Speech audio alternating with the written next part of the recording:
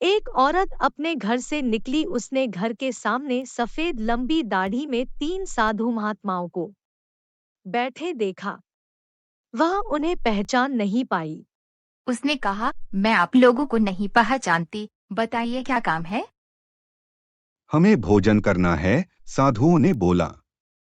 ठीक है, कृपया मेरे घर में पधारिए और भोजन ग्रहण कीजिए। क्या तुम्हारा पति घर में है?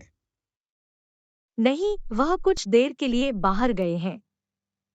तब हम अंदर नहीं आ सकते, तीनों एक साथ। थोड़ी देर में पति घर वापस आ गया। उसे साधुओं के बारे में पता चला तो उसने तुरंत अपनी पत्नी से उन्हें पुनः आमंत्रित करने के लिए कहा। औरत ने ऐसा ही किया।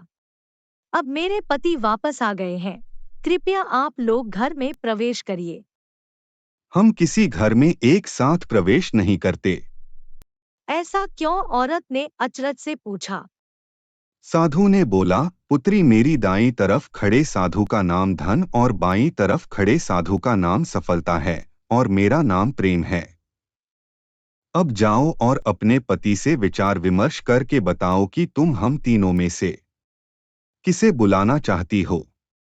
औरत अंदर गई और अपने पति से सारी बात बता दी। पति बेहद खुश हो गया। चलो जल्दी से धन को बुला लेते हैं, उसके आने से हमारा घर धन दौलत से भर जाएगा, फिर कभी पैसों की कमी नहीं होगी। क्यों न हम सफलता को बुला लें?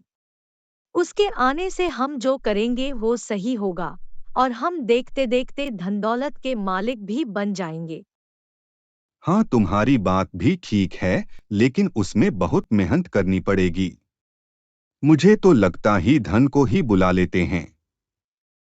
थोड़ी देर उनकी बहस चलती रही पर वो किसी निश्चय पर नहीं पहुंच पाए और अंतत निश्चय किया कि वह साधुओं से यह कहेंगे कि धन और सफलता में जो आना चाहे आ जाए।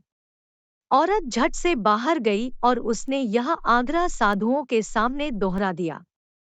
उसकी बात सुनकर साधुओं ने एक दूसरे की तरफ देखा और बिना कुछ कहे घर से दूर जाने लगे।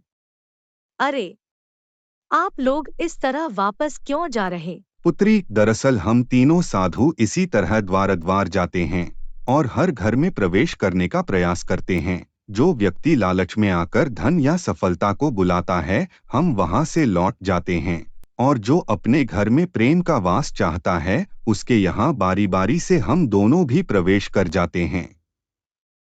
इसलिए इतना याद रखना कि जहाँ प्रेम है, वहाँ धन और सफलता की कमी नहीं होती।